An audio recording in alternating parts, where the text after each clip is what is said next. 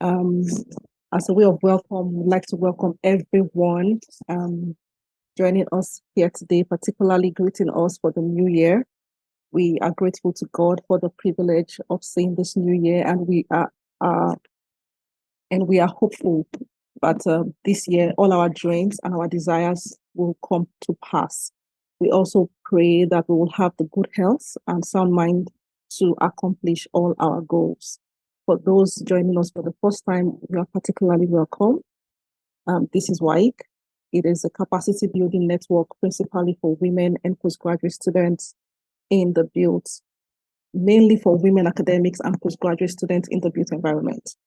So the assignment of WAIC is to help female academics and postgraduate students become better versions of themselves, to help them advance in their career, have the requisite skills that they need as they transverse through the academic space.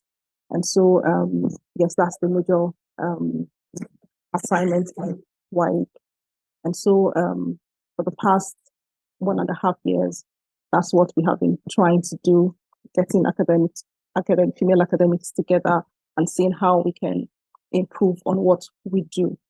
And when we look at the construction industry, look at the problems in the industry, particularly the gender-based issues. One of the major issues that the industry is confronted with is lack of mentorship or role models. We see that popping up every now and then in the literature, and even through experience, we see that there's just few women at the top, and so it means mentorship is a very critical concept, but important concept, particularly when you look at succession and think about succession. What would the industry look like in some years to come in terms of the male and female ratio? Is it that one time we would come and there will be no more females, or the numbers will still remain the same, or can there be parity? So in terms of succession and how the industry, in terms of sustainability of the industry, it is important that we talk about mentorship, so that those that are aspiring, women that are aspiring, can have parallels, they can have figures to look up to. And it was Isaac Newton that said, "If I've seen any fall, that is because I've stood on the shoulders of giants." And so there are always these giants that we need to look up to learn if we really want to become anything meaningful. You can't just live your life in isolation. And so when we talk about mentorship, the first thing is to first understand, where do I want to go? Who do I want to parallel my life after? Who do I want to model myself with? So it first starts with a vision of what you want to become, because you cannot aspire to be like A and your mind and be picturing or be modeling after person Z. So you must first have an idea of who you want to be like, or what you want to be like. And so that's very critical when we talk about mentorship. But again, we look at the industry and we see that there's female mentors, they're few, and they are not so much in the industry. But today we have an amazing person. An amazing person who's going to be speaking with us today, and she's not. There are not so many, in that cadre. But we hope that by her inspiring stories, women, and of course men also, can be inspired, to learn the stories, to see their pitfalls. And one thing about mentorship is that you are able to avoid the mistakes of the mentors, and you can leapfrog and you can get to your destination faster and earlier. And so that's the whole essence of this mentorship chart. And it's coming at a time where, at the beginning of the year, when you want to start planning charting your course, so it's it's a strategic time that this lecture is coming up, happening. And so a time where you can realign and begin to plan yourself, and in terms of this extra virtue that we need, mentorship, as we transverse through our career. I don't know if Prof has joined in yet. I'm not able to see through all my other participants. I'm not seeing her yet, but we are grateful that Prof gave us the opportunity to, she gave us the, she obliged us, because when I reached out to her far back in October, she said to me that her diary is full, even up to January. And I was like, and that hits me in terms of the fact that this must be a very busy person and impactfully busy as well. So that her diary was already full. But we are thankful that she obliged us and was able to create space for us. And as we go on in the lecture, we'll learn more about Prof from her biography. But we would like to say that we are really extremely grateful to Prof for giving us for obliging us and coming to stick out of our busy schedule to mentor us today. But like I said, we'll learn more about her through her biography. Maybe we'll just take the biography for when she'll join us soon. Let's have the biography. Eunice, please, can you just share the biography of Prof? All right, Doc. Okay, so good day, everyone. My great pleasure to introduce our guest of speaker for today's webinar. Professor Jacqueline Glass is a fellow of the Chartered Institute of Building, fellow Chartered Building Engineers, senior fellow of the Higher Education Academy. She is the chair in construction management at the Bartlett School of Sustainable Construction in University College London, and Vice Dean Research for the Bartlett Faculty of the Built Environment. Jacqueline has a background in architecture and specializes in construction innovation. Having spent time in the cement and concrete industry, she has been a full-time academic for 20 years, having worked at UCL, Loughborough University, and Oxford Brookes University. Professor Glass has published over 150 papers, managed more than £10 million of funding, and supervised more than 20 doctoral students to completion.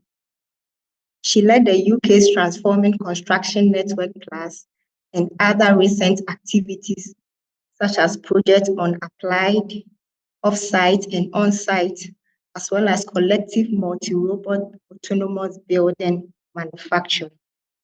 So we are all glad to have Prof join us today. Thank you. Yeah, thank you so much, Eunice, for helping us read out Prof's biography. I don't yet. I don't know if she's joined us yet. Anyone cited her? Trying to check through.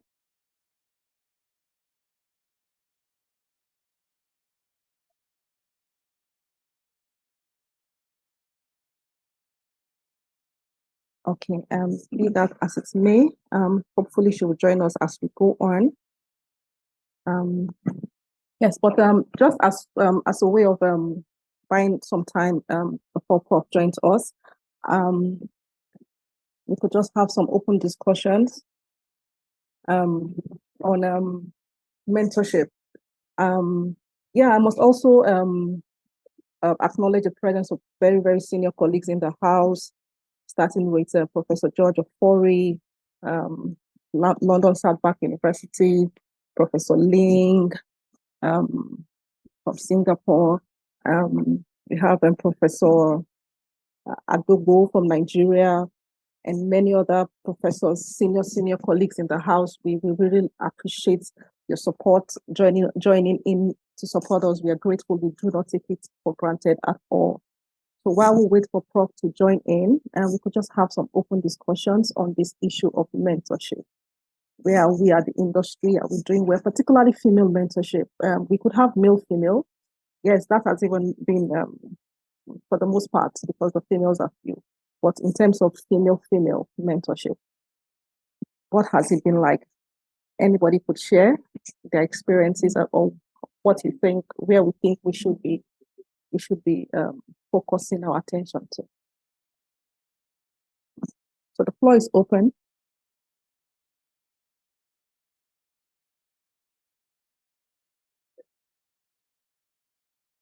Dr. Patience, may I speak? Yes, please, Prof. Yeah. Yes. My name is Florence Ling, and I'm from the National University of Singapore. I feel that I must speak up because I have benefited from the mentorship of Professor George Ofori. As Dr. Patient said, when we have a mentor, we are actually standing on the shoulder of the giant, because the mentor is the giant, and the mentor points us to where we should go and where we shouldn't go. We also observe the mentor, and therefore the saying of standing on the shoulders of giant, we add to say that we can see further, because we don't need to start from scratch. And Professor Ofori has done a lot for my career, and his mentorship has brought me to where I am today. And even now, when I'm a 60-year-old woman, he continues to mentor me. He asks me, he's the one who initiate to have video calls with me, and then I continue to draw inspiration and learning from Prof. George Ofori, who is also in this forum now. Yeah. Awesome. Thanks, Prof, for sharing that. That was awesome to know. You stood on the shoulders of a giant, and today you are a giant as well. You know, the thing about giants, or about reproduction, people always reproduce after their kind. So you stood on the shoulders of shoulder of a giant, and today you are also a giant. Thank you so much for that inspiring present contribution. And thanks, Professor Ofori, for all that you do. We are grateful. Yes, can we have more contributions? Dr. Patience, may I just speak again? More to generate discussion, and that is to ask a question. And the question is, why do young academics have difficulty finding mentors? Yeah, so this is a discussion that the young colleagues can share with us, and then we can see what we can do, right? So do young academics, young meaning those who are less than maybe 6 years as an academic, do you have difficulty finding mentors? Thank you, Ma. Yes, Prof. Hunter, or Prof. Hunter, Professor Ofori, yes, you have the floor, sir. Well, I have to speak because Florence has spoken and mentioned my name. But Florence, I mean, for those who are here, I knew her when she was very, very young. And I consider mentorship or mentoring people, anyone who wants to gain from my experience, as a duty, because I was mentored and supported by two really brilliant people, and their influence on me took me everywhere. And so many years ago, I got a job in Singapore, and so I asked them whether I should go, and they said I should go. And that encouragement they gave me to go set me off to many, many interesting adventures. So I would say this, that I stood on the shoulders of, we're using this expression because it's been used by people all over time to talk about people who have benefited them. I would say I stood on the shoulders of two people. One of them is Patricia Hillenbrand, the one who wrote the first book on the construction industry as it is seen from the eyes of economists. And so I benefited from sitting in class with the author of that book, and listening to her. And it was sometimes we argue with her and so on and so forth. At that time, I knew that it was possible to argue even with the top expert in the world. And that's something I've learned, and that's something I teach my students and everyone that I encounter. So I wasn't going to say anything. I was just coming to listen, but I've been put on the spot because Florence mentioned my name. But I believe many of us here have some experience. You don't have to be very old in order to be a mentor. I would say let's take mentorship seriously. Let's mentor our students, even if we don't think we can mentor our colleagues, even if we think we want to be mentored as well. And I say so because you also benefit when you mentor. Mm. Yeah. Wow. Thank you. Thank you, Prof, for the contribution. We're grateful for that. Yes, Akinola Demisola, your hands are up. You have the floor. Thank you very much, Ma, for this opportunity. Am I being heard? Yes, you can. Yeah. Concerning mentorship, I have enjoyed some mentorship when I came into studying coin surveying at the ND level, because as at when I when I was given admission, I never knew what coin surveying meant. But when I went for my sideways after 1 year, I was opportune to do it at Living Faith Church doing the project. So seeing quantity surveyors, older quantity surveyors on site, that gave me encouragement that, oh, it is something I can go for. Because as at that time, my grandmother wanted me to stay. I wanted to study medicine actually. So she still obtained funds for me to still, because she was like, she cannot have her grandchild study surveying because her mind was that it was not surveying. But during CWES, and I saw people on site, I saw QAs, I said, oh, that means this profession has been for long, for us to have older people in this profession and they are doing well, even though they are being regarded as engineer, on site, they call every profession engineer. So I had the passion to actually go all out for it. And also I enjoyed the mentorship of QS Asalu then. After the site work, I'll go to his office. He tutored me in measurement and made me fall in love with measurement, even at ND level. So by God's grace, I was able to come out in flying colors at national diploma, and that prompted me to also go for direct entry. On getting to Unilag, I also had the mentorship of a senior student who happened to be a year ahead of me, and also one of the lecturer there, now Professor Oyedero.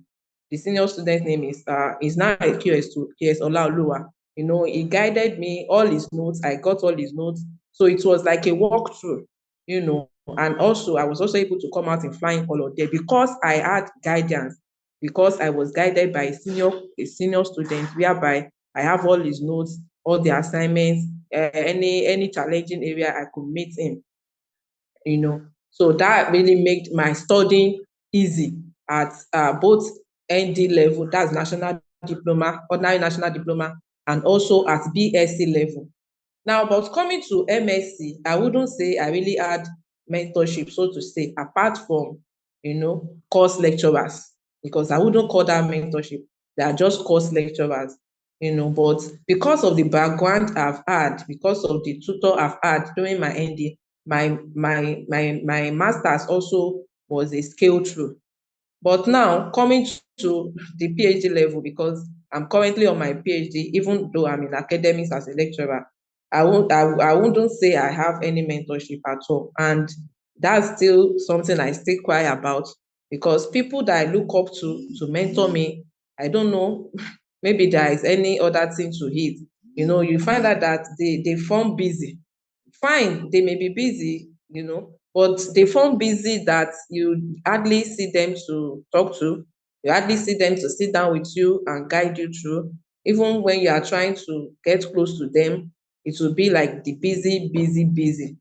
And I would say maybe that also added up to me staying long on this program, and to the point that I'm even getting tired of it already.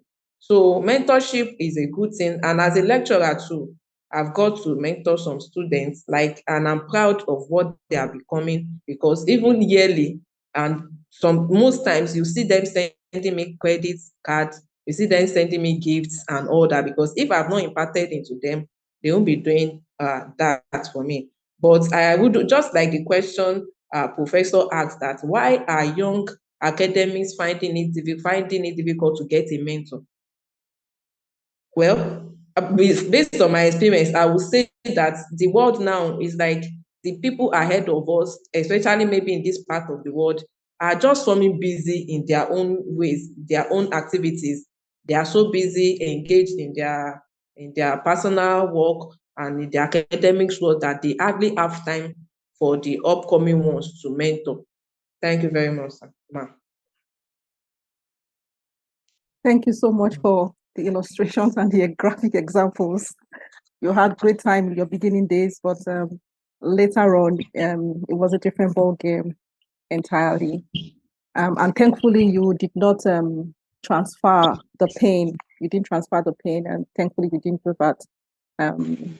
We just hope we would have people that would see that mentorship is really critical and take up the role of mentors. Okay, so let's have Mercy. Mercy, you have the floor. Okay. Good morning, good afternoon, wherever you are in the world.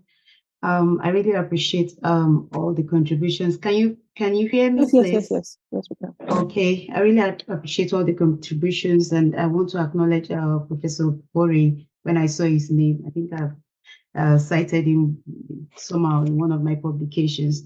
Welcome, sir, and welcome to the other professor and every other person in the house. Still on the discussion around mentorship, I'll just relate to my own experience.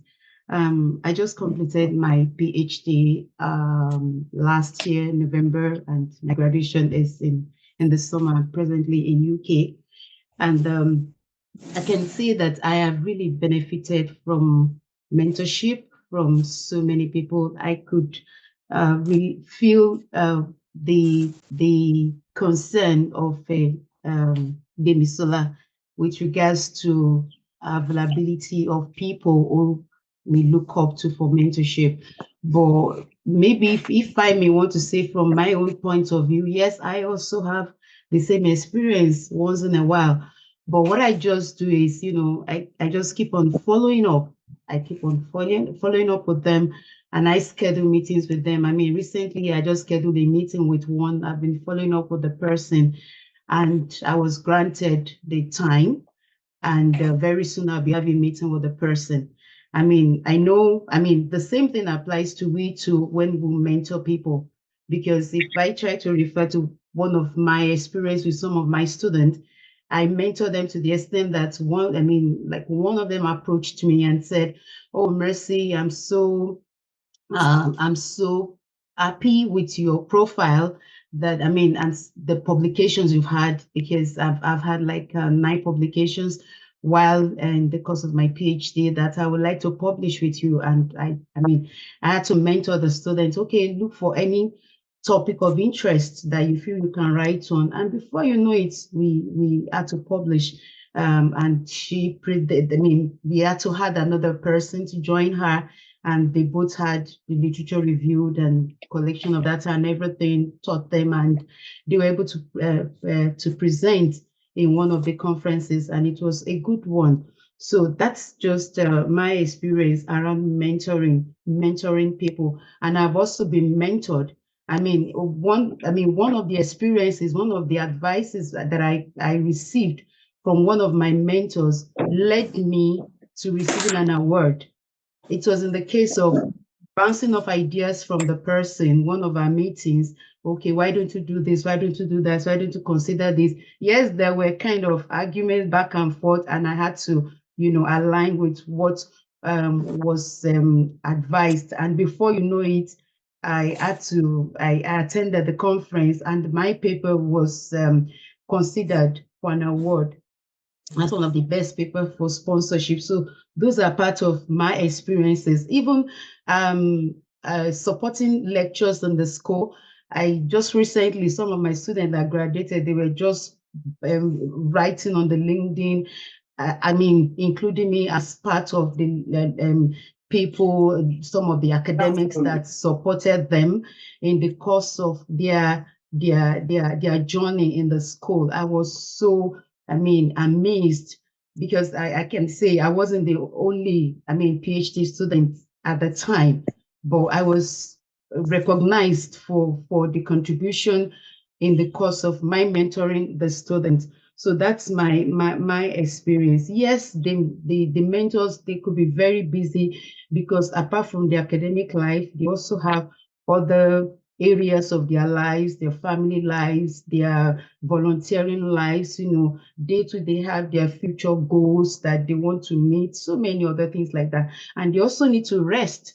I always say that even when I'm advising people, no matter how busy you are, you need to take time to rest. You need to take time to award yourself. You need to take time to unwind, because when you rest, you have fresh air, fresh insight will come into you, and you want to generate more ideas, for your upliftment in life.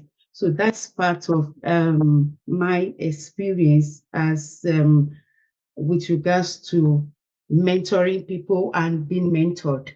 Thank you very much. Thank you so much for your own contribution, Mercy. But please, let's don't forget the real question. Why is it that younger people are not able to approach mentors?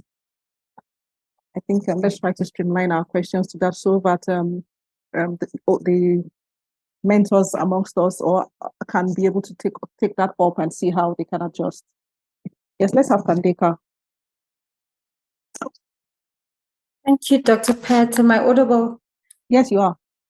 Yes, I'm Tandeka Makatini, a PhD student at the University of Johannesburg.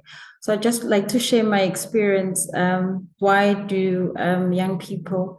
I think firstly is the approach. I didn't know how I should approach a senior academic or a mentor to ask for mentorship. So I didn't know. Also, I didn't have the confidence to approach the mentor. What do I say? Because you should have a pitch. What do you want to be mentored on? And so upon reflection is you need to understand what are your career goals, because then if you understand what are your career goals, then you'll be able to, pitch to your mentor, why would you like that certain individual to mentor you. So what I've learned is it's important for you to do research in terms of your areas or that you want to specialize in, so that you approach the relevant mentor. Also, I found that it's important to identify more than one mentor, because academics are very busy. You'll find an academic that's supervising 20 students, and they have to do their work and they have a family life. So I found that to be important. Also, in our industry, it's male dominated. You're not going to be able to find female mentors. You should be open to being mentored by males. In South Africa, we have a lot of male allies, which I'm so grateful for. Just to name a few: Professor Mosondo, and Professor Gumbo, and Professor Clinton Agbiova. I'm naming those because they're not South African, and I'm in South Africa. And those are three mentors that are mentoring me, which is really outside my comfort zone. So you won't always be mentored by the person that you think will mentor you. Be open to being mentored by an academic that's outside your area of specialization. For example, I'm being mentored closely by Professor Agbiova. He's into 4IR. And I'm into issues of retention of women in the built environment professions, but I'm learning so much. So as a mentee, you should be open-minded and know what you want to specialize in, identify more than one mentor, and be assertive and follow what your prospective mentor is passionate about. Attend conferences, roundtable discussions, and network. Thank you. Thank you so much, Tandeka, for that contribution. Thankfully, we have Prof in the house now. Prof, we are delighted to have you. We understand how busy your schedule can be. Thank you for obliging us. Thank you for taking our time to come and mentor us today. We are grateful. We do not take it for granted at all. And we'd like to say that we're very proud of your strides. When we see what you have achieved, we are inspired to be to become the better versions of ourselves. So thank you very much, Prof, and you're welcome. Without much ado, and understanding that you also have a meeting afterwards, we'll just move on to the main event. Thank you. So we can have And have, I think it's Sandra. Sandra, you're having the first set of questions. Okay, great. Thank you very much, Dr. Pat, for giving me the floor. And sorry, excuse me, I had a bit of a cough. And thank you, Prof, for joining us today. I have a few questions. And my first question is for Prof. Could you please briefly explain your journey into academia and how you got interested in the field of construction management? Was there any particular experience or mentor who impacted this journey? Lovely. So thank you, Sandra, very much indeed. I hope you can hear me loud and clear. First of all, I am very sorry, everybody, for delaying you today. I did not want to delay. I'm very sorry. I'm so happy to be here with you now. Thank you for giving me time. It's really lovely to see so many of you. Sandra, thanks for the first question. You know, my journey into academia and then construction management actually came via architecture to start with. I love drawings and I loved buildings and I loved going to see historic buildings and historic places when I was younger.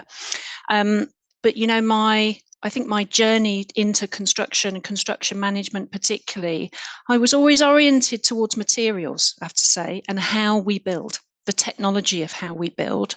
But in some respects, when I'm thinking about who influenced my directions, of course, I think I would say my mother, first of all, because she very much encouraged me. But actually, one of the people who was a huge influence on me to choose my direction into construction management was Professor Shimea Number, who some of you may know. We worked together at Loughborough University, and Shimea Number is now a dean at the University of Florida. It was Shimea, I think, who really crystallized for me that construction management was the place that I wanted to be and that I should be.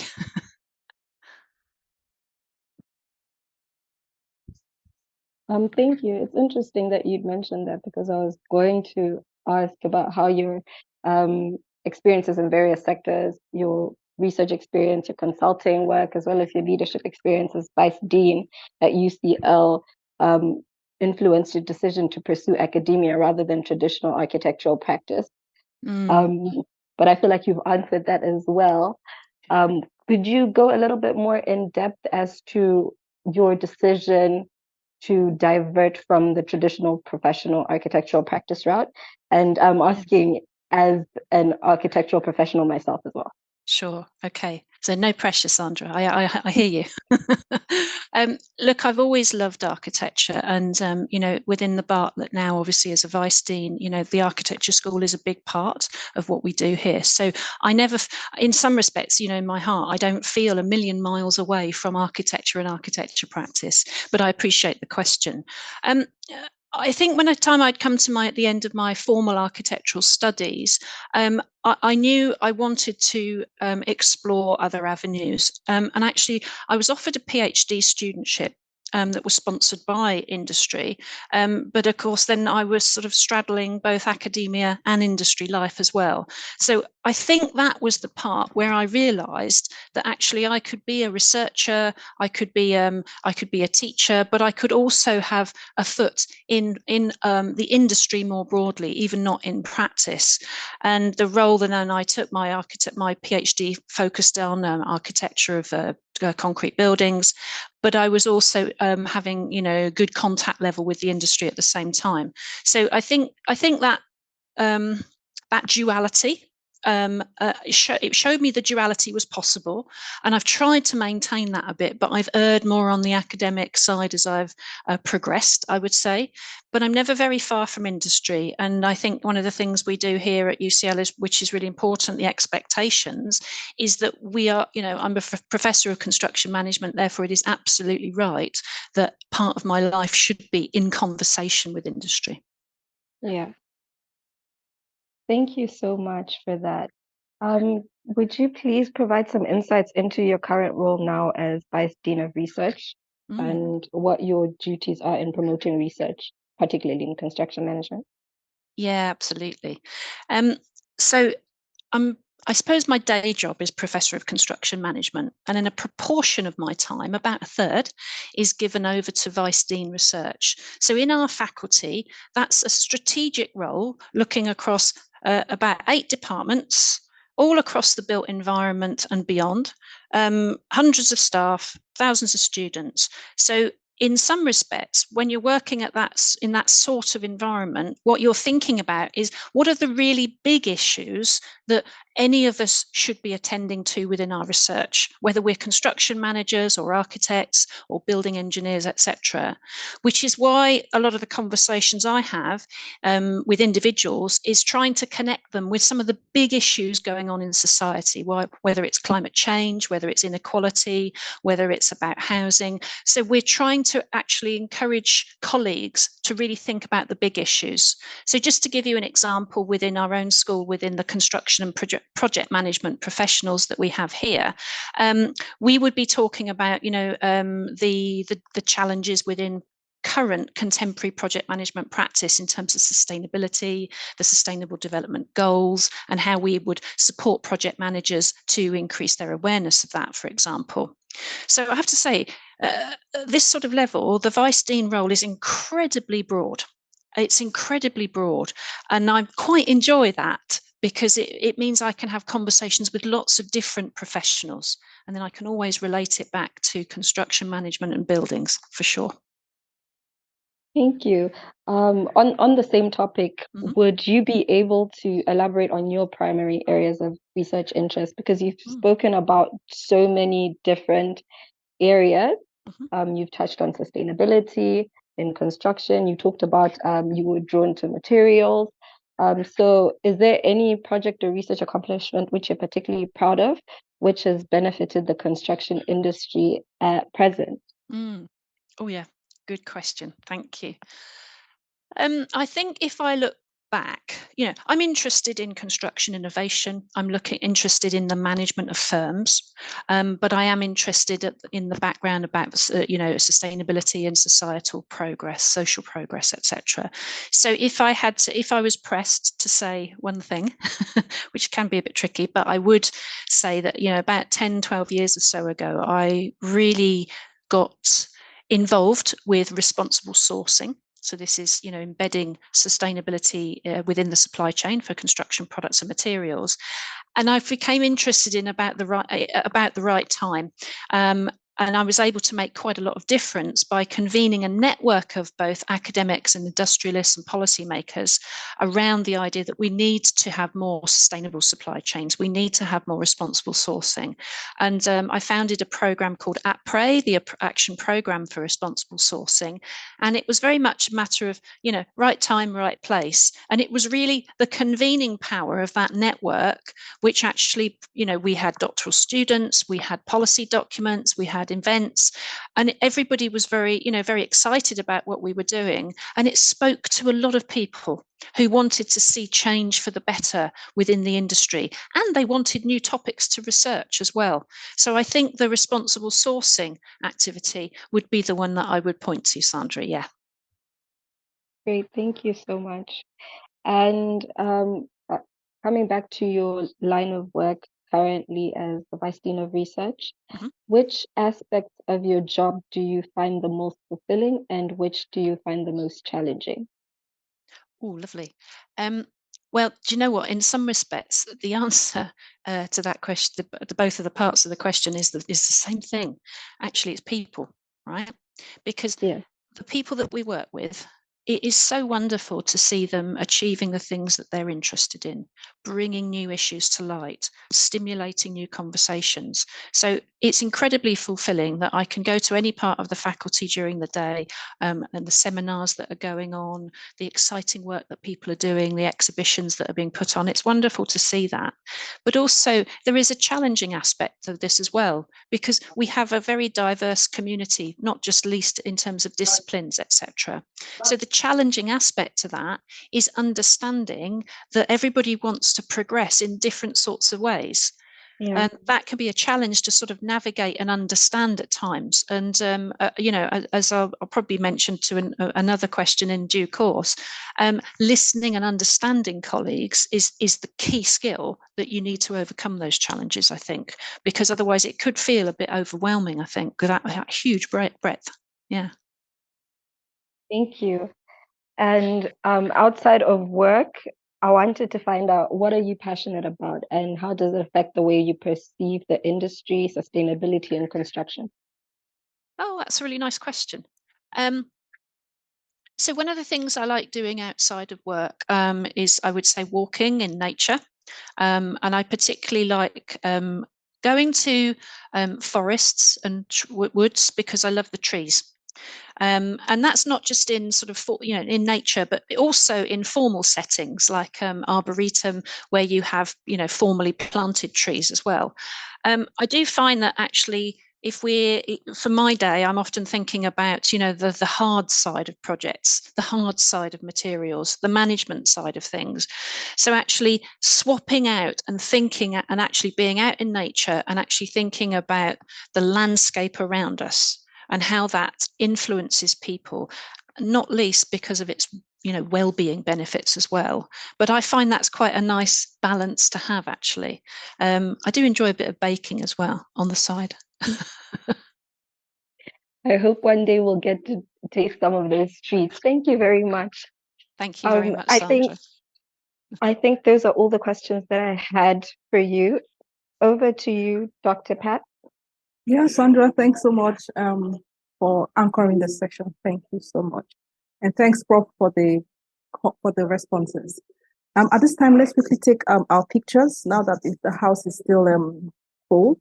Let's quickly take our pictures. So can we just turn on our videos? Abidat, would you help us with this session, please?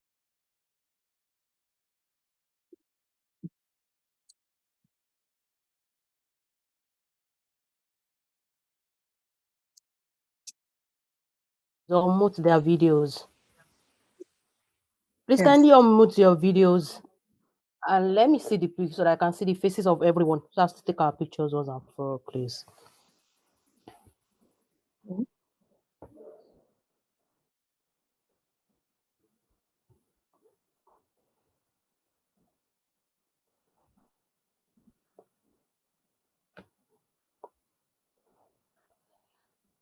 Yeah, please.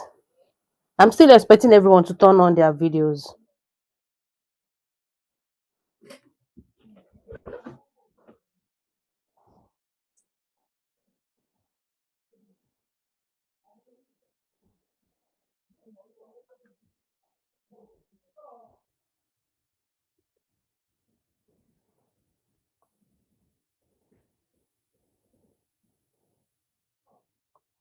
I have the admin, the host now. I have the picture of the host now.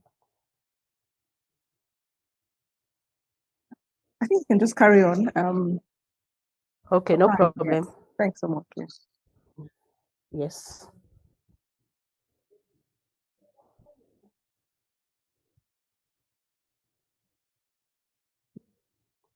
Please, can you please give us a smile for those of us that we have our videos on?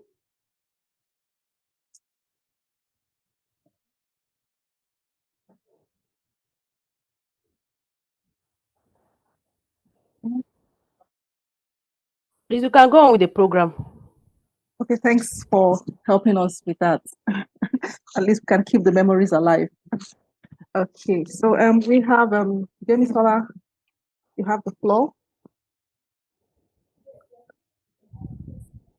All right, ma. Thank you very much, ma. You're welcome. Yes, ma. Professor, I have with me, it's a privilege to be anchoring this section at this time. I do not take it for granted. I'll be asking questions around our PhD journey, and I have with me about 5 questions here, ma. As someone that has passed through this PhD journey and also supervised over 20 doctoral candidates to completion, I could get that from your biography. The first question I have with me borders on navigating challenges. How did you overcome challenges during your own PhD journey? And do you have advice on dealing with obstacles that may arise during the PhD program? Thanks, Sola. Thank you for the question. It's really helpful, I think, to focus on the PhD journey because, as you quite rightly say, one has one's own journey, but then as a supervisor, you are witness and supporter of many students, as I've been. It's a real privilege, actually, and I think about supervisory skills a lot. It's really important in one's career, I think. I think the challenges I had within my own journey really centered on obtaining advice and suitable expertise in the topic that I chose to study. And what I found is that actually it became quite clear to me about 18 months into my study that I really needed to reach out to a lot more people and seek input and advice and commentary on what I was doing from actually quite a lot of different people. So I would really encourage people to be building a network of support, whatever subject they're doing, because actually, hearing different voices around your subject, your method, your context, your discipline, your field, it's really important to get that breadth of views because it will help you form your own research, but also be able to interact with a broader community as well. So I would always think about, it's absolutely acceptable and appropriate to look beyond your supervisors for support. And I think that breadth then really sort of carries on to then your academic career, to be honest. Wow, thank you very much, Ma, for the response. I really jotted those down. Now, the next question is, what best advice will you give a new PhD student on how to overcome mental fatigue? Oh, that's a good question. Yeah. Everybody, I would honestly say that everybody is different in this. And I think it's really important for individuals to give time to reflect on what works for yourself. Okay, because what works for one person might not work for you. Particularly, I always think about neurodivergent students, because the way that neurodivergent students, maybe with autism or ADHD, the way that they learn, communicate, receive information, process information, can be incredibly different from what we think of the norm. All right. So if you go into this journey, PhD journey, expecting to learn about yourself, I think that's the first thing. And by the same token, then, if you understand that, that you're going to find your own ways through things, when the ways in which you experience mental fatigue and the ways in which you can deal with that will also be different for each individual. So one of the things that I found is that actually it was really helpful to be trying out different, almost like different little hobbies and things, different sort of social experiences, different pastimes when you're doing your PhD, because you don't know what's going to resonate with you necessarily. The PhD is really different to schoolwork. It's really different. So, it might be that, having some friends around for dinner would be good. It might be walking. It could be sewing or knitting. All right. It really depends on you as an individual. I know people, when they had a really stressful day in their PhD, they loved to go and play squash and really hit the ball hard because they felt they wanted to get some energy out. But for other people, they just wanted to sit quietly, do some crafts, So I would say try different things out and see what works actually. All right, thank you very much, ma'am. Still on managing stress, for people that are into this journey and yet they still have their family, like they are studying from home, not that they actually have to go outside their base to study, to do this PhD, but they're actually studying from home. I don't know if you've experienced such among your students or if you also studied from home. How do you manage family and work stress with PhD study? Well, I think that's a really good question. And it wasn't too many months ago, really, that lots of people around the world were in lockdown under COVID. And people had to work in a fixed location, etc. And interestingly, one of my PhD students who's just finishing had this experience where he was undertaking quite a bit of his PhD without, he wasn't able to come and meet people. He wasn't able to do his field work in person and things like this. So I think anticipating, periods where students are not necessarily able to interact in the way that we might hope. It is, as a supervisor, thinking about all of these things is really important. What I've tried to encourage people with families is to really think about how they would like to undertake the PhD. Okay, what pattern of working is going to be useful for them, and to actually have a mentor or a peer who's in a similar situation to them, but maybe 1 or 2 years ahead in their journey, because they might be working part-time, for example, on their PhD, so that they've got somebody to actually sort of bounce ideas off and also share experiences with. Having said that, I knew somebody many years ago who actually did their PhD whilst they had 3 small children at home, and they, as parents, what they did was work out a very strong schedule of who was doing what and when. Now, I suspect some days it didn't quite work out, but they made it through.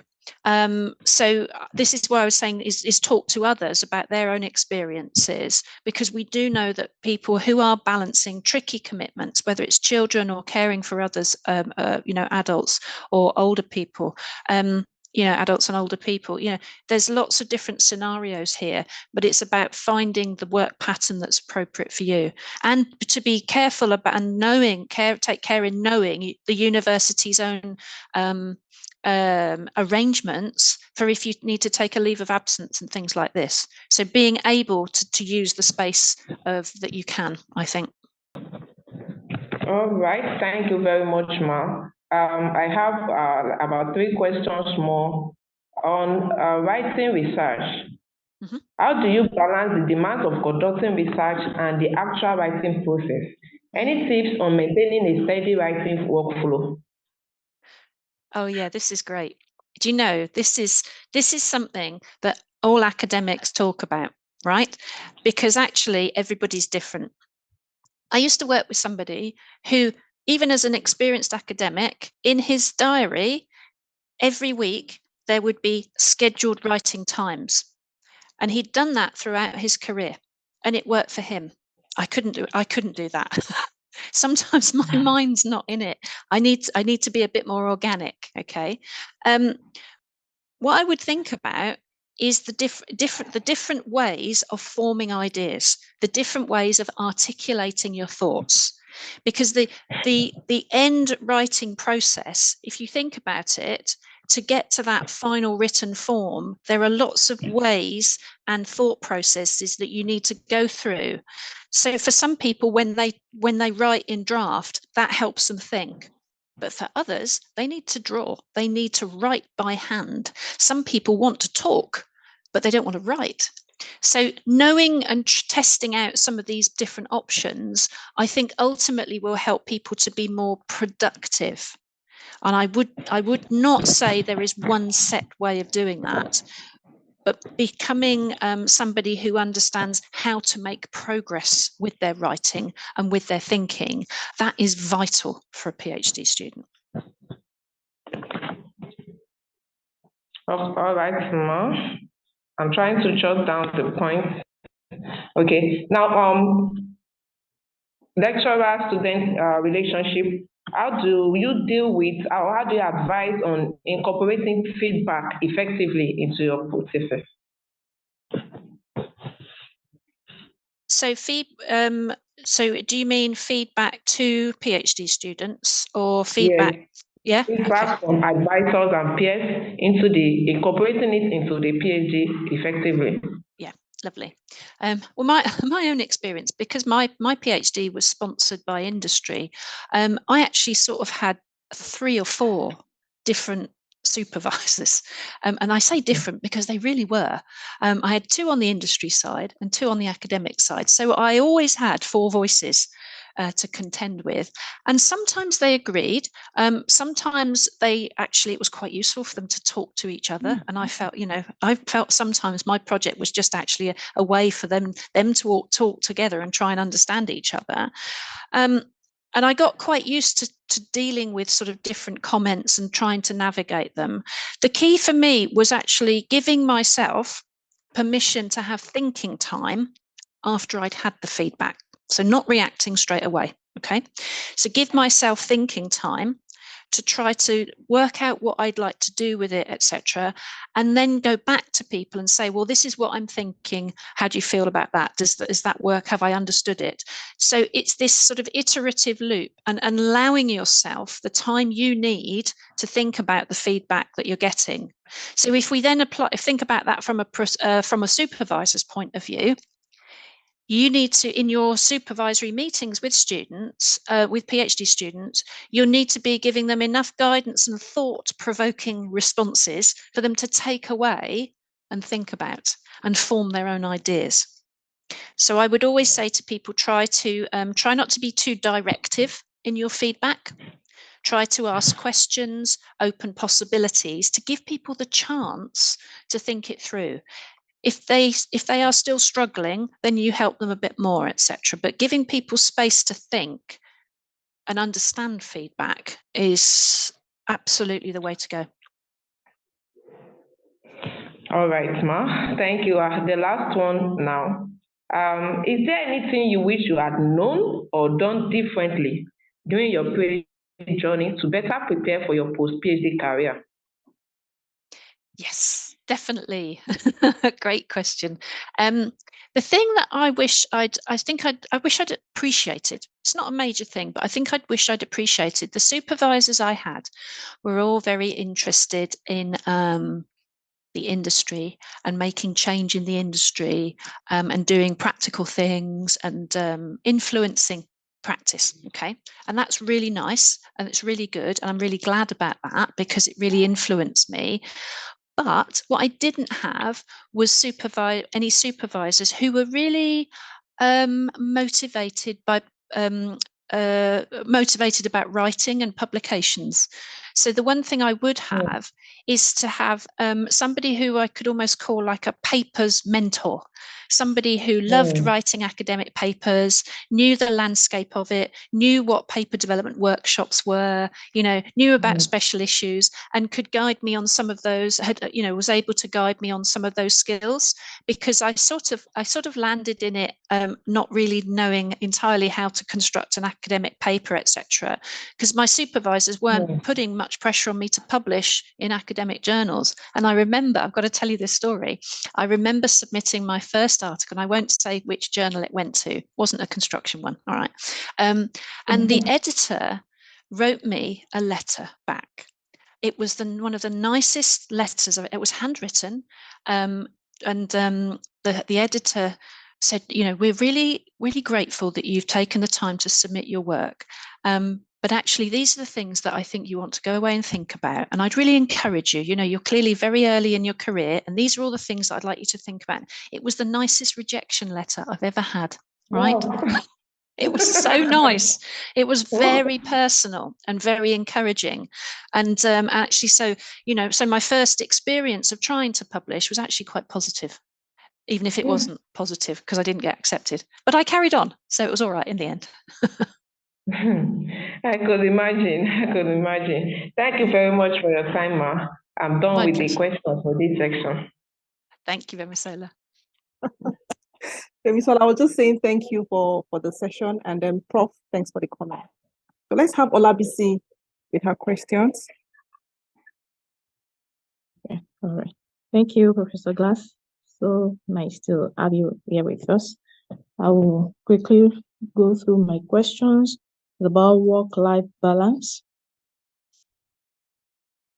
One, I want to ask, have you practically experienced difficulty in developing a healthy work-life balance? And if the answer is yes, can you suggest practical ways for us, practical ways we can develop or manage personal life projects or assignments alongside our professional life? Oh, yeah. Okay. First of all, I say it's really important to think about work-life balance. All right. Really important. So thanks for the question, Labisi. We're all friends here. I'm going to be completely honest with you. Yes is the answer. Okay. Absolutely. I've typically at times just tried to do too much. Okay. Because I've not necessarily understood what the most important things are and how much time I should spend on them. Okay. And earlier in my career, I wasn't sure how best to say no.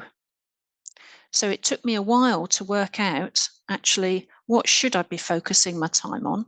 What deserves my time? How much time should I spend on that? And actually, when should I say no? And how should I say no? So I think it can have a big impact on individuals. I think it's a really important topic to talk about and be open about.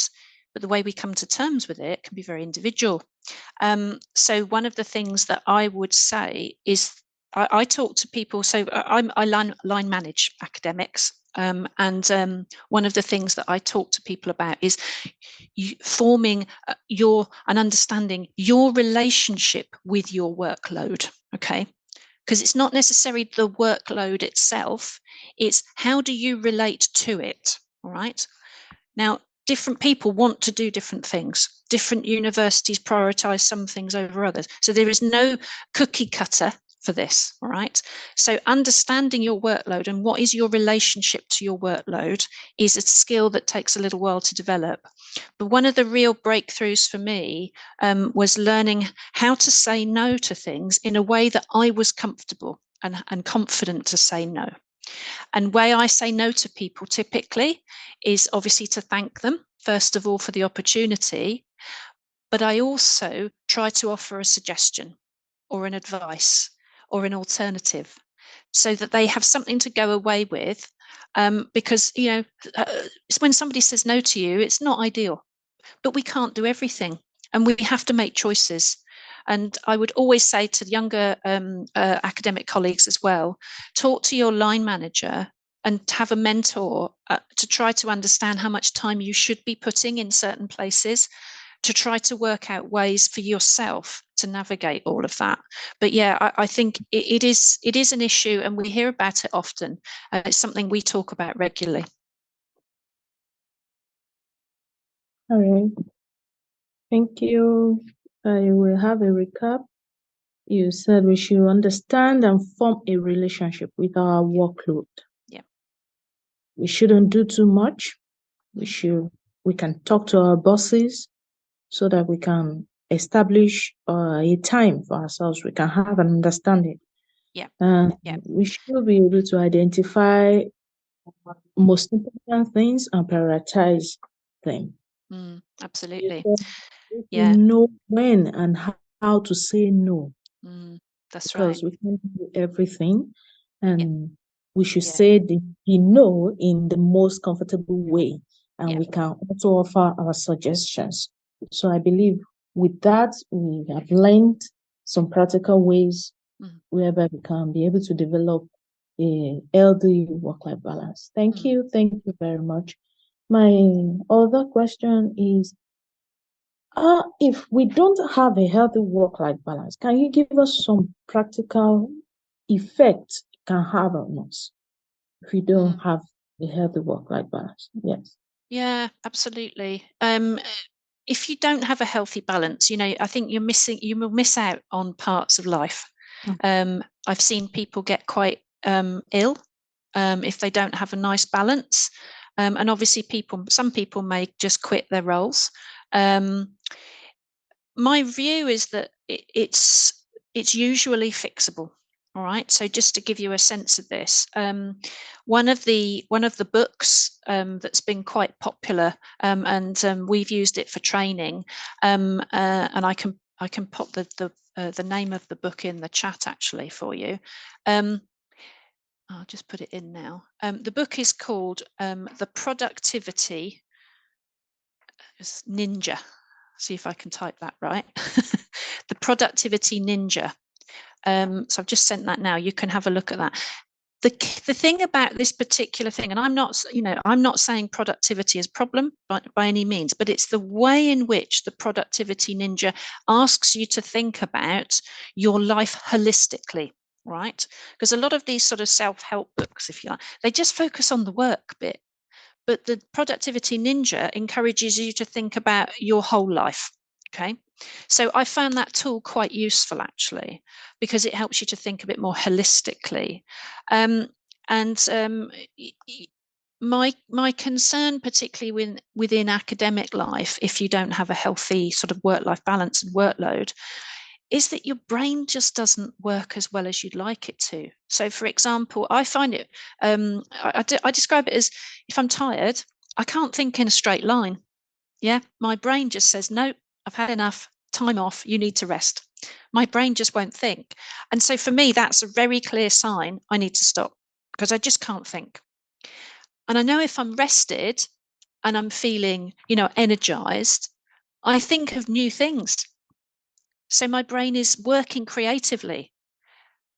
So I'm listening to myself as much as anything. Doesn't matter what books you read, you've got to listen to yourself and actually take notice. Thank you, Professor. We move on.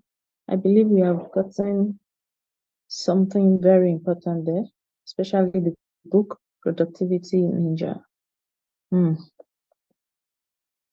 My next question is, have you ever felt like quitting your professional life? Maybe you made a mistake, or you thought, oh, I should have done well, I should have done better.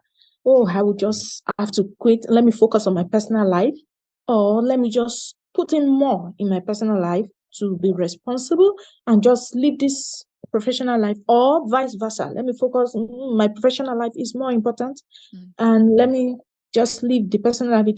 Things we sort out.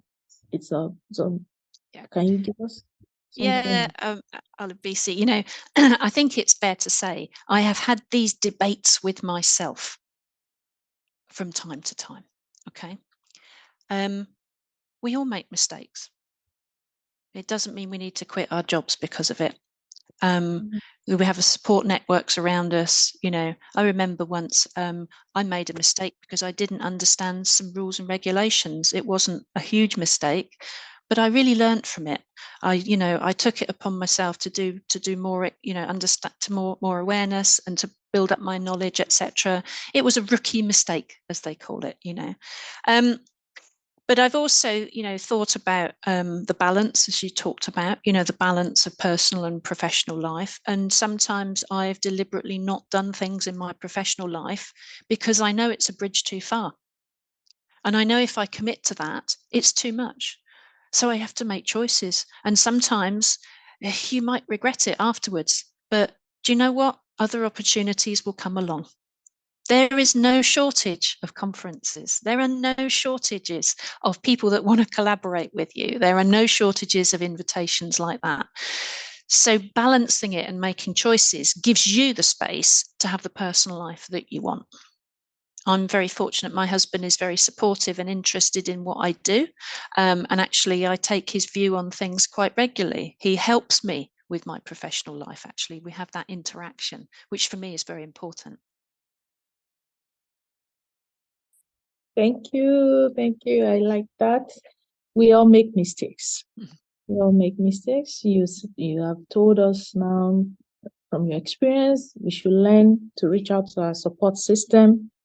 We should learn to move on from our mistakes because there are better and bigger opportunities. We can never be in shortage of opportunities. So thank you very much. All right, that will Okay, the advice I would have asked for, you have already given us that advice. Okay, maybe my last question, can you tell us what has been your motivation in moving on, running along, fulfilling projects, completing your projects? When I think about what motivates me as an individual academic, and in this field, I still find buildings very fascinating. I can't help it. You know, a lot of people, people who know me, they know I love cranes. Okay. Right. They know I love watching cranes on site. So some of my friends will send me WhatsApp messages when they are on holiday and they see a crane because they know I will love it. Right. So sometimes it's the little things, Labisi, sometimes it's the little things which just make your day brighter. But sometimes it's the big things, of course. So for me, spending time with family, spending time with friends, being outdoors, having good health, and enjoying life more broadly, I'm able to have that breadth of experiences. So I'm really happy to be at UCL, at University College London, because actually there's a really deep respect here for people as individuals and supporting us to do the things that we really feel passionate about. So I don't study tower cranes all the time, but that motivates me. And I'm very much working with so many colleagues who also love construction and projects is also very nice. Well done, Professor. Thank you very much. Pleasure. It's good to be able to ask you these questions, and I have learned. I'm so happy. Thank you. That will bring me to the end of my session. Dr. Pat, I'm through. Sorry. So Labisi, thanks again for that session. And Prof, thanks for the insightful responses. Thank you so much. So we'll move on to the next person. Tigist, are you online? Yeah, I'm here. Great. So can you hear me? Yeah, we can hear you. Yeah, thank you, Professor. I'm just amazed you are from the architecture background. So I kindly invite you to visit Ethiopia. You know, I'm from Ethiopia, and there are a lot of old buildings with an amazing architectural design, like Lalibela, Aksum, and so on. So I kindly invite you, right? Thank you. Let me go to the question that I'm just based on your career advancement. So as you know that we all are working in our career. So before proceeding with the career, we should have to have the clear definition with that of the career. So how do you define your career success, and what are the key factors that contribute to it? Because without having a clear definition, without having a clear meaning, it can't be built. Because do you get my point? So I do, yeah. This one is my first question for you. Thank you, Tigist. That's a great question. Career success is a topic that I hear talked about quite often. And I reflect on what I might have said if I'd answered your question 20 or 30 years ago, what I might have said. Okay. And I suppose the things that drive me now are not quite the same. Okay. So let me talk you through a few things. Over my career, I've been motivated, and for me, success is about, do I feel fulfilled in myself? Okay. Do I feel fulfilled with the work that I'm doing? Is it meaningful to me? And I've come to that, understanding that value over a period of time. And you have to kind of navigate that through times when you're influenced by other people.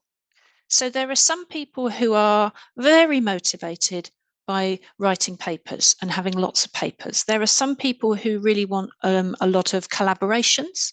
Some people who like to write research proposals. They like to have big, projects. Some people are very motivated by their teaching life. Okay. Now, for me, it's not about any one of those things. It's in the people and the meaning of the activities that I'm doing. So just before I was with all of you folks this afternoon, I was teaching a master's module on our master's programs, construction management, project management. And we had, 30 students in a room, and we were all talking about knowledge flows in the industry. It was fantastic. We were having a great discussion. There was a diversity of people in the room. I absolutely love that.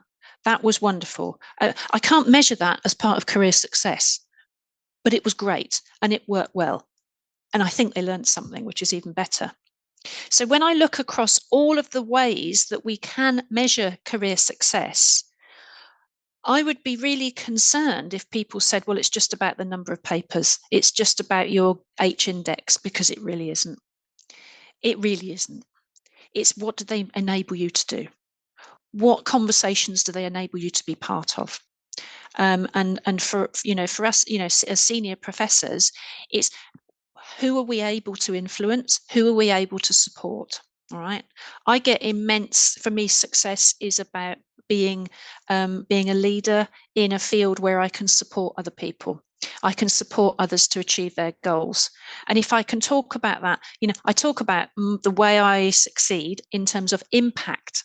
What impact have I had in all of the things that I do? Can I articulate that impact?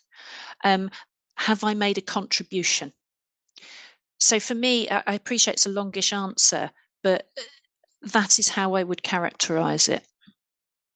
Wow, it's very interesting. Yeah, I know that because I am also on the academia. I'm just teaching for more than 7 years, but I'm not still interested because I want to measure out the career because I'm still on the DVT. So I want to measure out the feeling of the student after the completion of their BSc and their masters as well, because if you don't value their success, if you don't value their outcome, what is the meaning of teaching here, right? That's why I'm just raising this question. So let me proceed to the next question. I know that in academia world, there are a lot of challenges. It's not the easy way, right? So what are some of the challenges or barriers that you have faced or that you overcome in your success career journey, and how do you deal with them? Because this is the great question for me when I'm always thinking of the constructing a concrete career. I'm not only teaching the class and giving some assignment in the assessment and lifting the class. No, I just want to be a brand text while they can call my name. Oh, she was a teacher like this. That's why I'm just asking this question. Yeah. Oh, I think it's completely reasonable to talk about challenges and barriers, and because people will face them over their careers.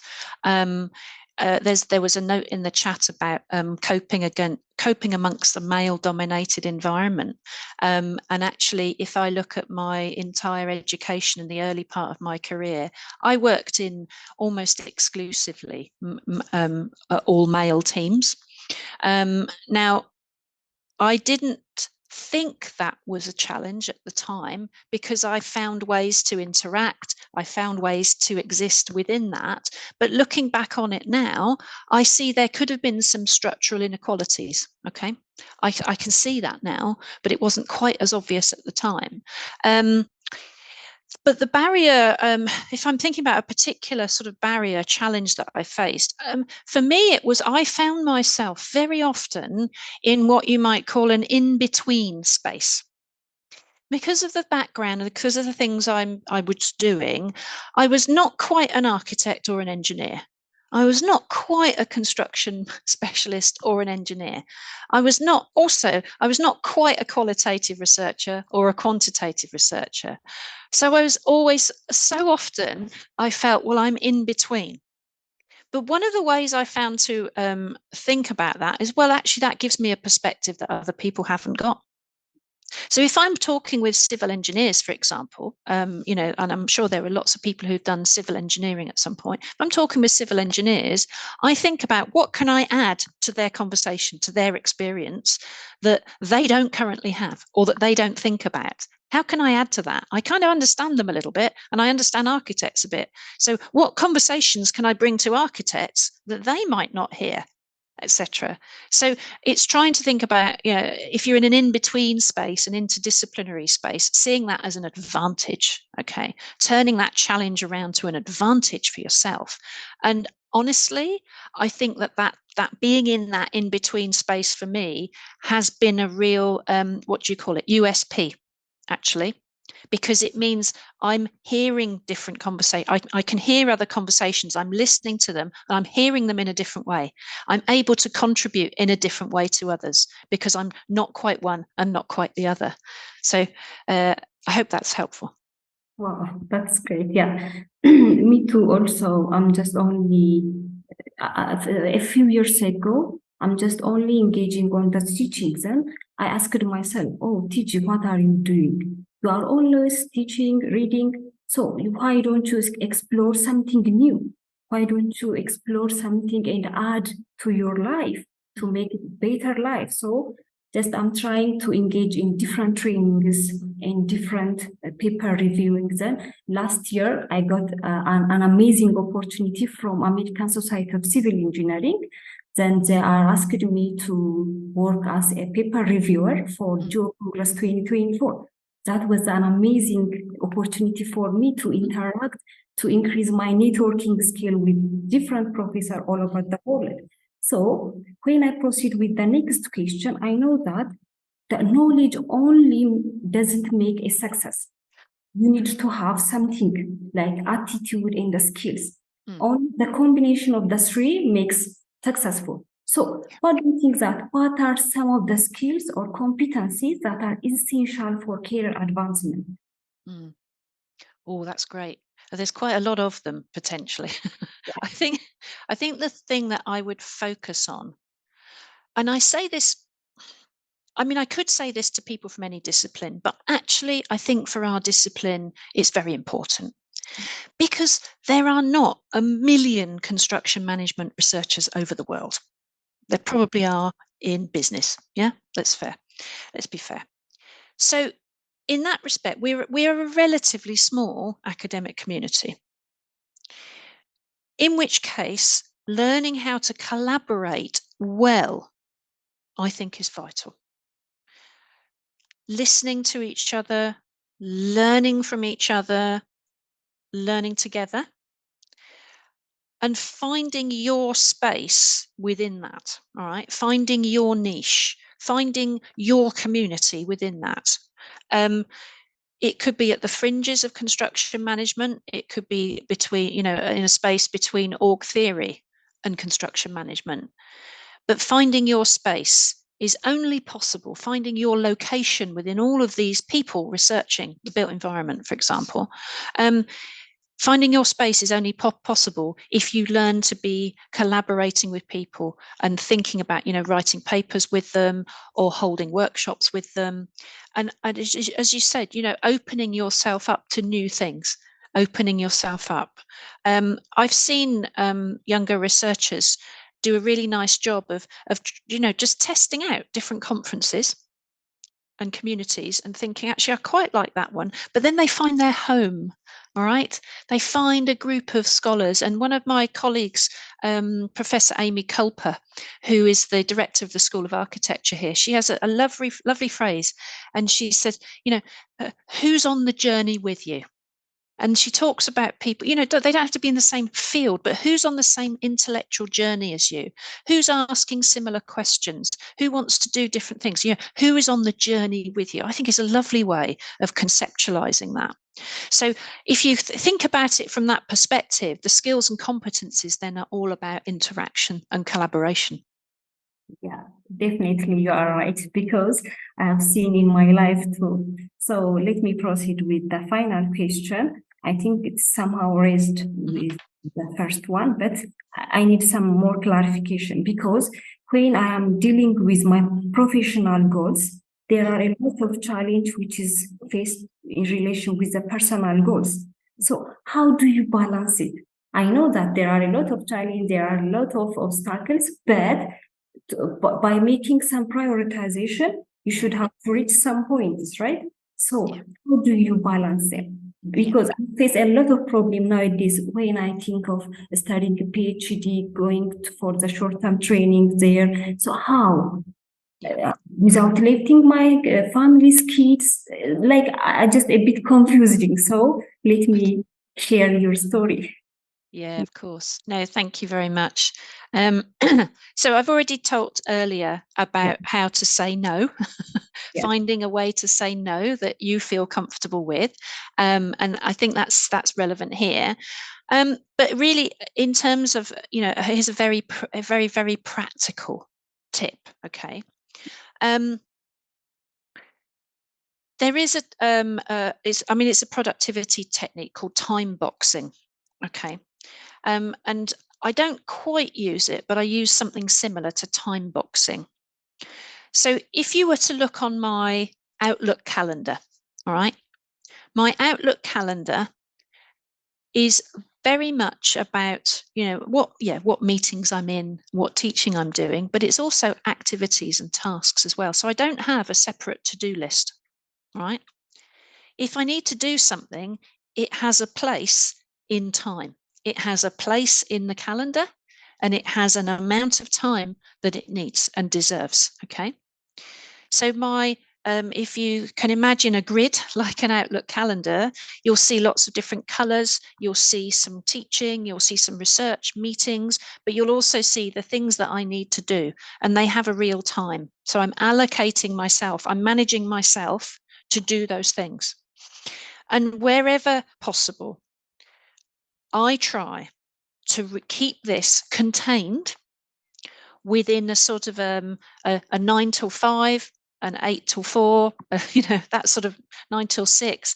And I always have a lunch break, even if it's 30 minutes. And I try very hard not to work in the evening and not to work at the weekend. There are exceptions, but they should always be exceptions. The real danger with academic life, as I've said before, and this is where I've paid the price, and I hope that none of you will, because you're listening today, is you just try and do too much.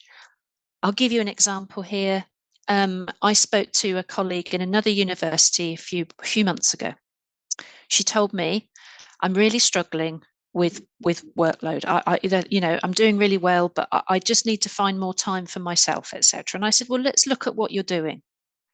And it turned out that in a given year, she was almost trying to do one paper review per week for a journal.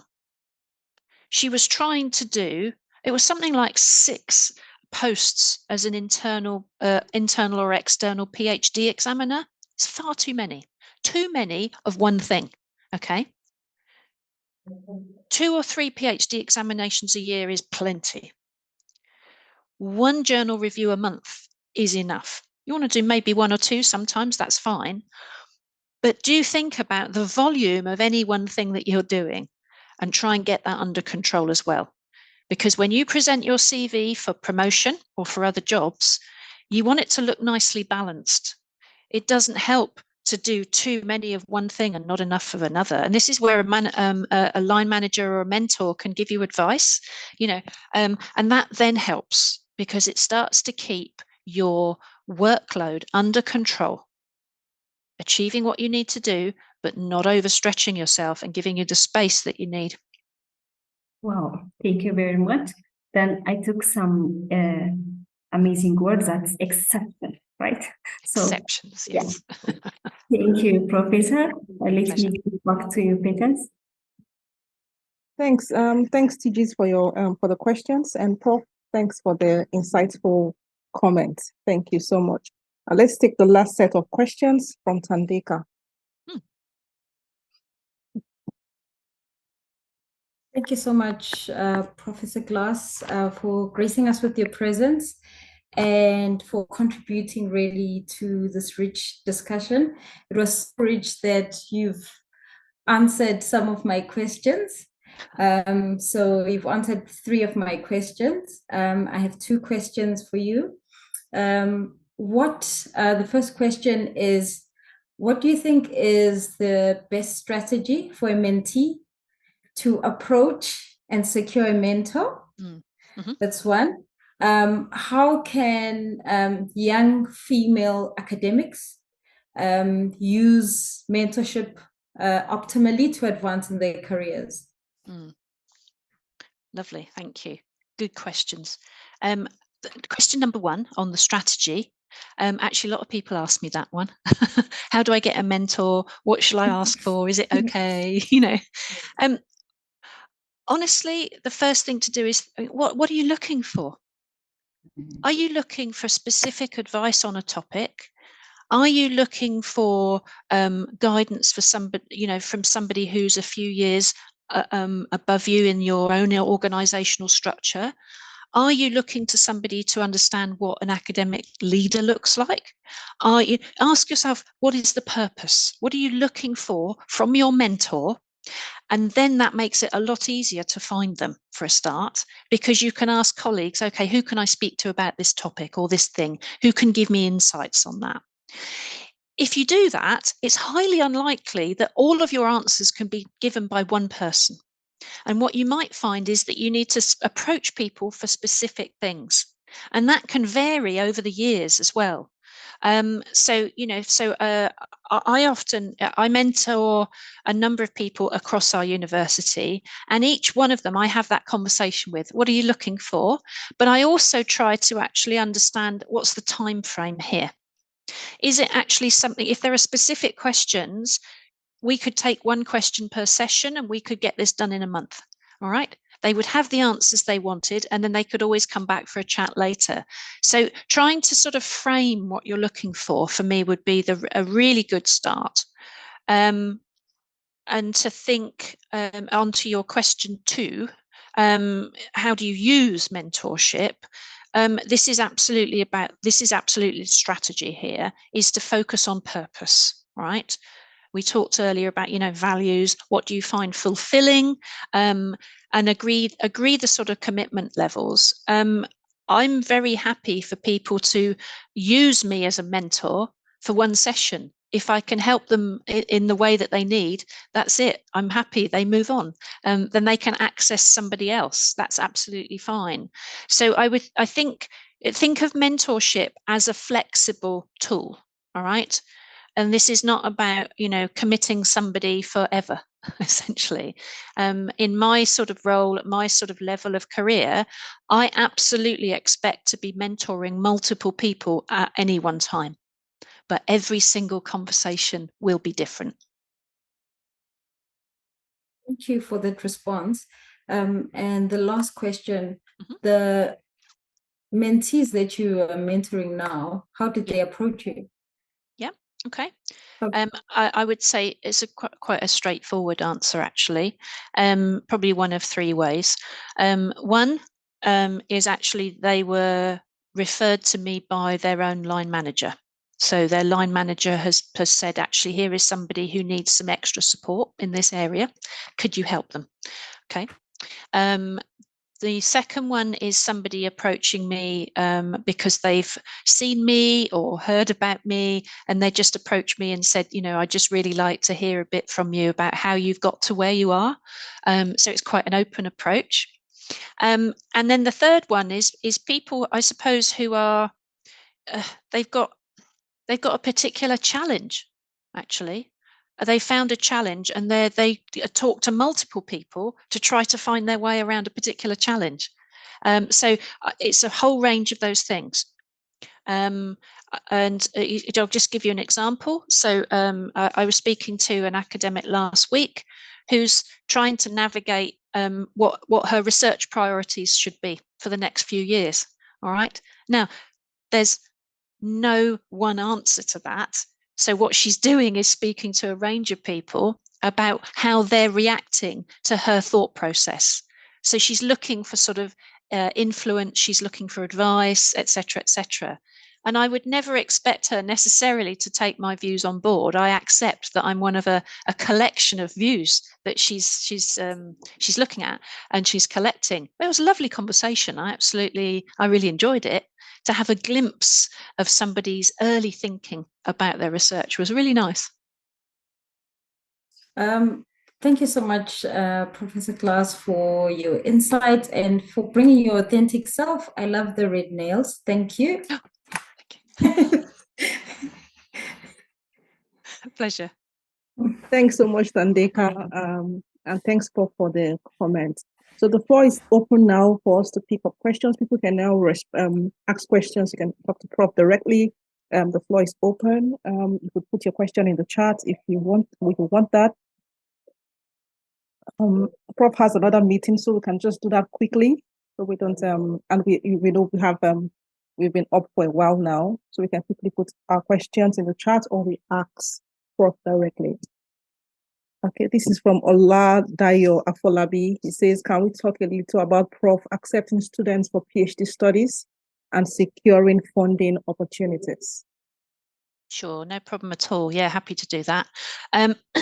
So I think it's fair to say every member of academic staff, will be expected and will enjoy having a number of PhD students. Okay.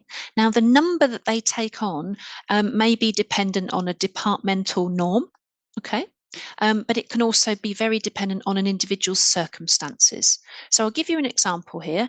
Before I held, so many years ago, before I held a big position of responsibility, at any one time, I might have had 6 to 8 PhD students, right?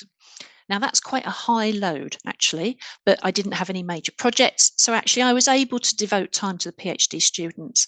Nowadays, I have a lot of management responsibility. So I will only ever have 3 or a maximum of 4 PhD students at any one time. And what I tend to do is work collaboratively with another supervisor who's maybe learning the ropes, learning how to be a PhD supervisor so that I can mentor them at the same time as we're both supervising the student. So, every individual will have a certain number of students that they can take. I would say that funding opportunities will vary in different universities and also across different subject areas as well. It is fair to say that in our university, the engineering and physical sciences have a lot of funded doctoral opportunities, whereas the social sciences a bit less so. But there are lots of doctoral training centres in a lot of the UK universities, and I know also across others across the world as well. So it is a little bit, contextual, that answer, I'm afraid. Okay, thanks, Prof, for that. Mr. Falabi, I hope your question has been answered. Thanks, Prof. Do we have any other question? Anyone wants to say anything? Pat, I had a few just sort of closing words before we sign off, if that's okay. Yeah, sure. If there's no other questions, of course. Yes, Prof, it's okay. Okay, thanks. I really like to encourage all of you, just with a few sort of closing words. And once again, I'm sorry I took a little bit of your time. I respect that you committed to the session today, and it's really lovely to see so many of you. I really hope it has been very useful for you to maybe hear some views and some insights that maybe some senior staff don't always share. And I think sharing is a great thing. And I'm very happy to talk. I've made mistakes, of course, but I've learned a lot. I've learned so much, and it's been learning from other people that's made a difference. So the things that I would say to you all, 4 things. Be brave. Okay. Be brave in yourselves. Be courageous. Be tenacious. Second thing, find your space. Find your academic home where you feel comfortable. Find the travelers, your fellow travelers on the journey that you want to take. 3, succeed on your own terms and don't be shy about it. Do what means the most for you. But importantly, When you get there, number 4 is support others when you get there. Okay.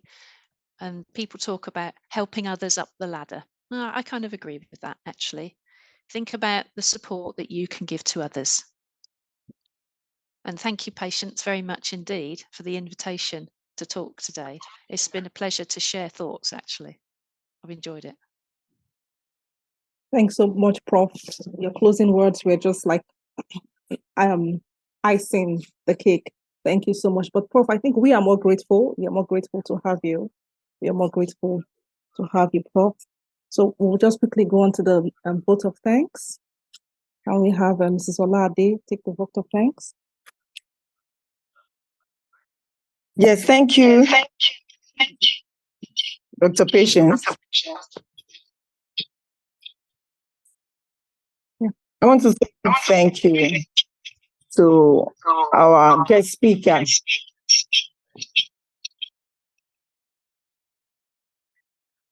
Professor. Really appreciate your contribution, your lecture, sharing your experience with us, and your mentorship experience. We want to say thank you to everyone here that has participated in this webinar, the first for this year. Thank you so very much. Thank you to all those who have participated, have asked questions. Thanks to all the profs that have taken time out to participate and even contribute. We're really very grateful, and I know that we all have gained a lot. Personally, I have really gained from the experience being shared by Prof. So we want to say that we're closing now, but by the grace of God, we hope to meet again next month, and believe that everyone here will also be present and inform others too. Thank you to all the participants. We had close to 40. I think we had over 35.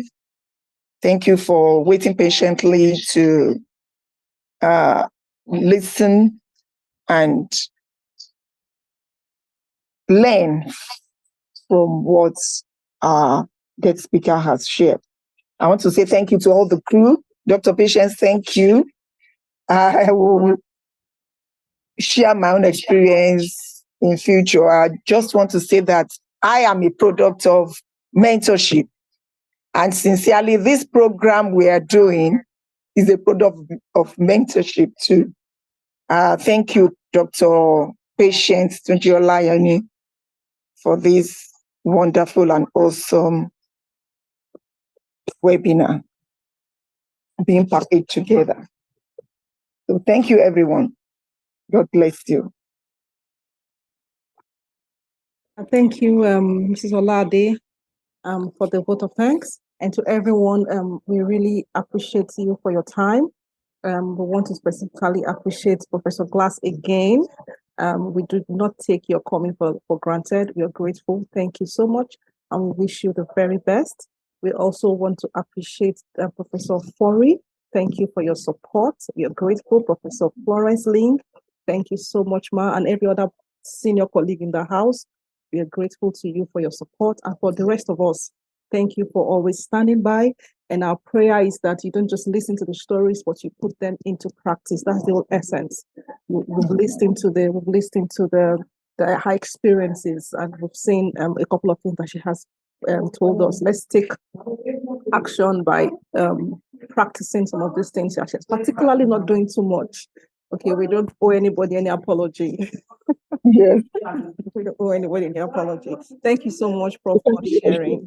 We are really grateful, and we are up again here by God's grace next month with another insightful webinar. Till we meet again, thank you so much and stay well. Bye, everyone. Bye. Thank you. Bye. Goodbye.